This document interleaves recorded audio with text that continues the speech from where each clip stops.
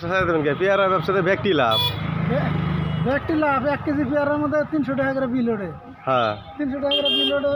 এই যে গরম কাঠটা পরালি গেলা। আচ্ছা, গরম কাঠটা পরাইলে 300 টাকা বিল উঠে, একটা পেয়ারা আপনি 20 টাকা বেচতেছেন, 30 টাকা বেচতেছেন। 30 টাকা বেচতেছি, 10 টাকা প্লেট যে খায়। আচ্ছা, আপনার পেয়ারার প্লেট কত কত? পেয়ারার প্লেট তো বেশি 20 টাকা বেচা নাকি, 30 টাকা বেচা নাকি। বেচেন কত? 20 টাকা। 10 টাকা খায়। 10 টাকা 20 টাকা। 20 টাকা হবে। আচ্ছা, তাতে আপনি পেয়ারা যে বানান সুস্বাদ কিরকম? মাইসে কি কয়? মাইসে তো সুস্বাদ না গেলে তো 10 টাকা খায়। তাহলে আপনার দোকানটা বর্তমান কোন জায়গায়? দোকানটা তো হাসপাতালের মেডিকেলের দক্ষিণে। ও, মানে হাসপাতালের সামনেই দরবা গেলে দোকানটা আপনার পরে। আপনার চাট আপনার এই কত কত চাট বিক্রি করেন? কয় টাকা থেকে স্টার্ট? 20 টাকা 10 টাকায়।